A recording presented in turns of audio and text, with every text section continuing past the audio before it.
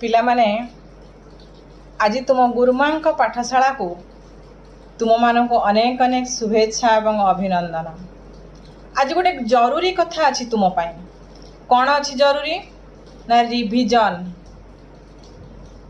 तुम्हें माने कौन कर प्राय समय देखा जाए जहाँ गोटे पाठ पढ़ी था थरे ताको पढ़ी दे बही को बंद करी रखी दियो, किंतु ना से पाठ को तुम्हें माने बारंबार अभ्यास करिवो बा रिविजन करिवो जहाँ तुमर भल भावरे मने रहिवो आउ तुमे ताहाको केबे मध्य भूलिबो नाही।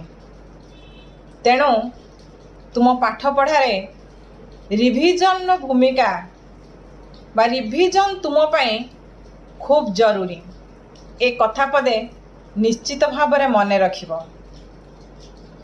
कथा कौन अच्छी ना देखा जाए आमे गोटे विषय पढ़ीदेले तो तापरे बही को बंद करी रखीदेले, बस पाठ सरीगला, काम फिनिश, चैप्टर क्लोज।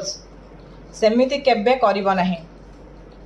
पुणी आमे कौन करूँ ना जेबे मनकर मन को आसिले आमे से विषयटा भूली जाइछु बोली तो सेबे आमे पुणी से बही खोली थाउ बा से पृष्ठा पुणी आमे लेउटेई थाउ।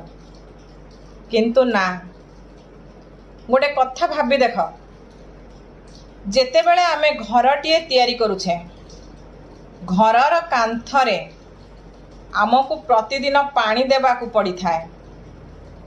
जदि आमे कांथ तैयारी करी ताको छाड़ी देबा, मासे परे पानी देबा, 2 मास परे पानी देबा, ताहले अवस्था कौन हबो ना से कांथ रहिबो ना से घर रहिबो। सेही भली तुम मानकर पाठ पढ़ा जेउ पाठ जेउ विषय तुमे माने पढ़ुछ खाली पढ़िले हेबो नहीं, ताकू लेखिबा आवश्यक एवं लेखिबा सहित ताकू आमे बारंबार रिविजन करिबा।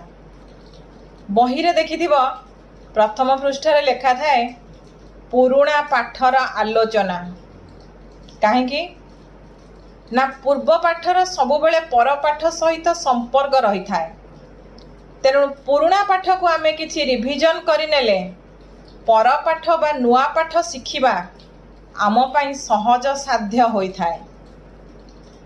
ठीक सही भली तेणु से पाठ को बा से विषय को बारंबार तुमे माने